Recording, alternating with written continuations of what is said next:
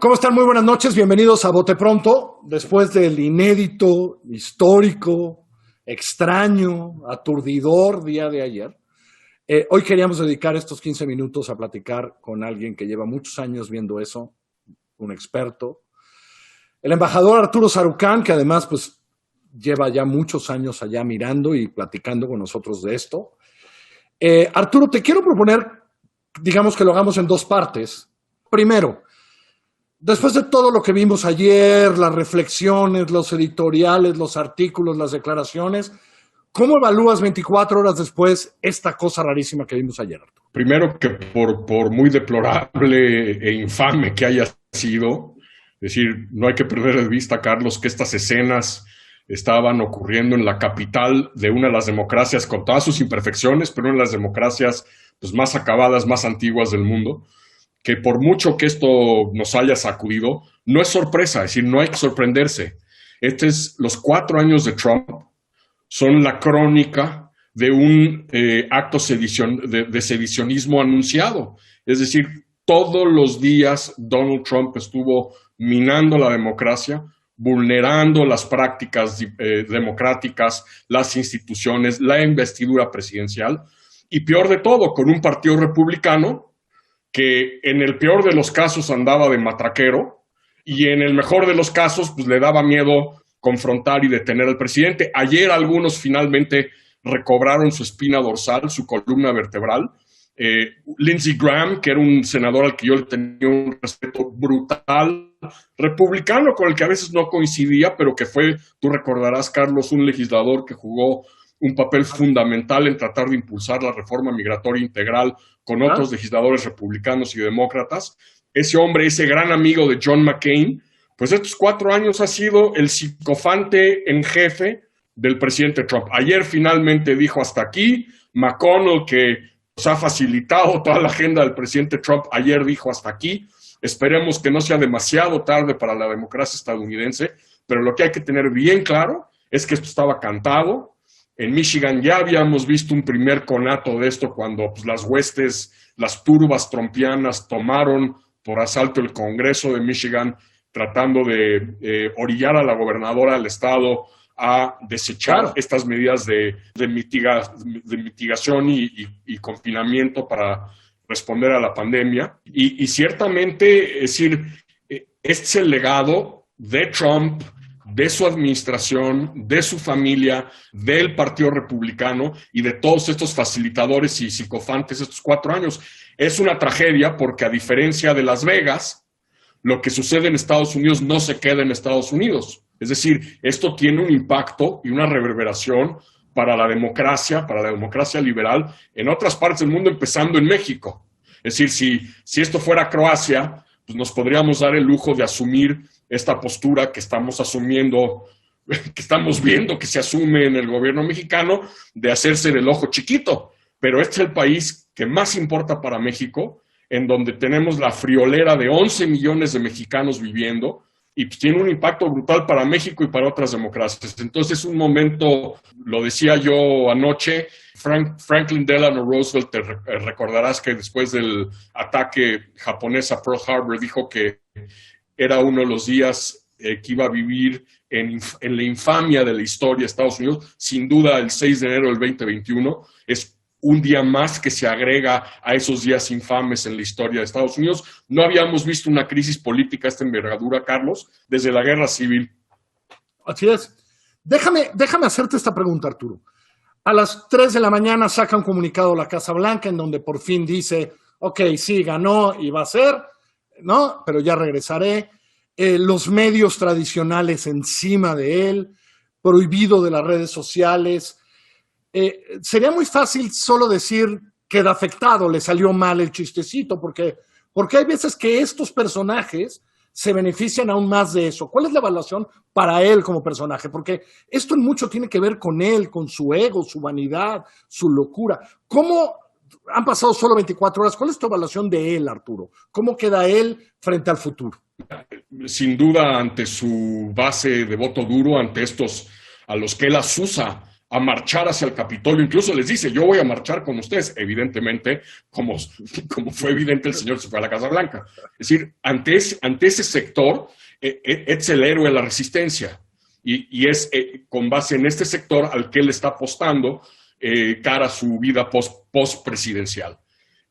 La pregunta más relevante es cómo queda su relación y su credibilidad y el peso con el Partido Republicano, un Partido Republicano que se ha plegado a él, un Partido Republicano escorado a la derecha, trompizado, y ahí sí a lo mejor lo de anoche puede hacer la diferencia en un intento, sobre todo de todos estos republicanos moderados que huyeron del Partido Republicano, que en este ciclo electoral apoyaron electoralmente a Joe Biden, que lo trolearon a través de uno de los ejercicios de troleo político electoral más espectaculares que a mí me ha tocado ver en país alguno, que fue este proyecto Lincoln, encabezado por ex jefes de campaña de McCain, de Mitt Romney, de George Bush. Si ese grupo de demócratas logran aprovechar esto para tratar de recuperar control del partido, evidentemente el impacto del presidente se minimiza. El partido se sigue radicalizando y se sigue escorando a la derecha, es el partido de Trump, secula seculorum. Como llegamos a la mitad, quiero hablar del otro. Es decir, primero, a ver, esta me la juego contigo también. Ayer aposté con Alejandro Domínguez que no lo vamos a ver el 20 de enero ahí, ¿no? Ayer que me tocó hablar con Alejandro. Yo estoy casi convencido que no va a estar ahí. Exacto. Alejandro me decía, no, sí va a ir. Le dije, no lo vamos a ver ahí, te apuesto una comida. No quisiera hablar mucho del pasado, pero hemos visto esta actitud del presidente frente a Donald Trump, lo que ha sido, lo que dijo hoy mismo en la mañana, etcétera. A veces a nosotros nos importan más esas cosas que allá, por cómo funciona la política estadounidense. Pero también hay momentos que importan.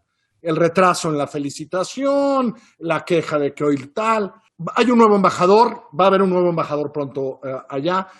¿Cómo construimos esa relación y cómo ves la nueva relación México-Estados Unidos de cómo está y a partir de nuevo embajador, un embajador sin experiencia, que decirlo, que alguien lo acompañará que la tenga? ¿Cómo ves eso, Arturo, para los próximos 4 años? Pues mira, de entrada es un momento complicado porque tienes, ahora sí que recurriendo a la jerga política estadounidense, tienes 2 embajadores lame ducks, una mexicana en Estados Unidos y un estadounidense en México. Es decir, 2 embajadores que no...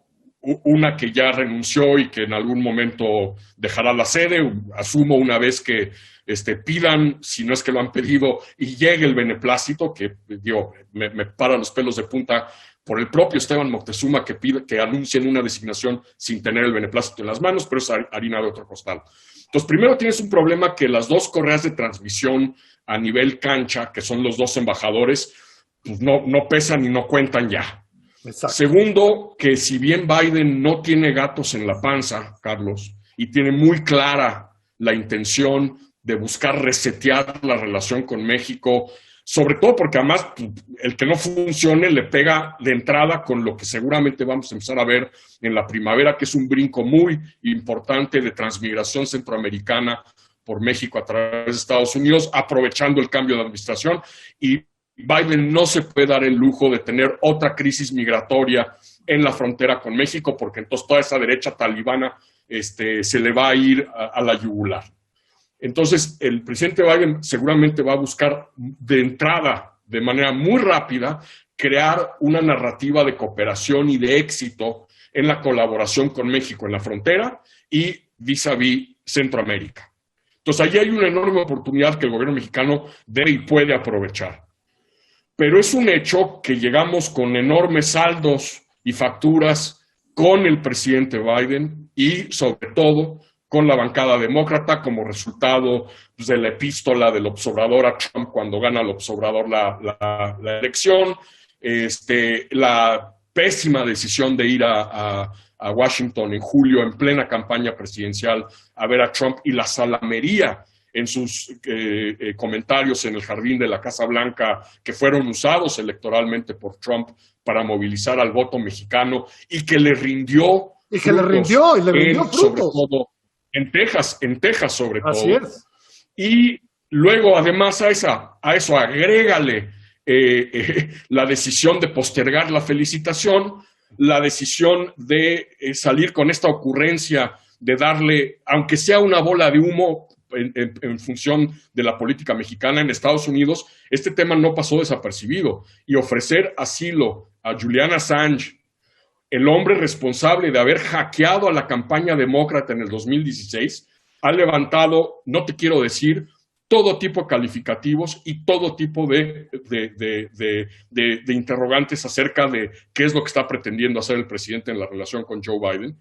Y si a esto además le agregas la ley Banjico, la DEA, ¿no? La nueva vigilancia para la DEA y para todo eso. Todo este contexto, y le agregas que uno de los temas más importantes de Biden va a ser el cambio climático, la economía verde y los renovables, con el paradigma mexicano que va en sentido contrario, híjole, es decir, la posibilidad de frentes y flancos de tensión, si no se maneja bien desde capitales y sobre todo con embajadores, yo creo que llegará primero el mexicano que el nuevo estadounidense, simplemente por lo que se va a tardar el proceso de ratificación en el Congreso de Estados Unidos. Se antoja, es decir, la gran paradoja es que llega un presidente estadounidense que podría ser el mejor aliado del presidente López Obrador, sobre todo con respecto a esta visión hacia Centroamérica, pero a la vez un presidente mexicano que lo ve con enorme recelo, en parte por temas que tienen que ver con el 2006 y lo que él considera fue el no apoyo demócrata a sus aspiraciones, y en parte pues, a esta cosa obsesiva de no entender que México y el mundo son muy distintos, y esta cosa de la no intervención, y tener claro que Biden pues, sí va a hablar de cosas que al presidente no le van a gustar. Me parece clarísimo lo que has dicho. Me preocupa también pues que este va a ser un presidente que va a ver mucho a lo interno, y lo interno tiene que ver con trabajadores, más en la crisis de la pandemia y más en eso. Y hay una relación con el TLC, con los nuevos instrumentos del nuevo TLC, ¿no? Que serán usados de otra manera con un presidente que debe estar muy preocupado por el problema de empleo, ¿no? Y con el control de los dos recintos legislativos, es decir, Senado y Cámara, con senadores y representantes demócratas que van a estar haciendo hincapié en los temas ambientales y laborales del TEMEC. Esa agenda, insisto, hoy de empleo en Estados Unidos es importantísima para Biden y para Kamala Harris, porque se van a encontrar con un país un poco, no un poco, bastante deteriorado en términos de empleo. Así que, Arturo, te mando un abrazo, que tengamos buen año. Abrazo, Arturo. Buen año, querido Carlos. Arturo Sarucán, aquí en Bote Pronto. Soy Carlos.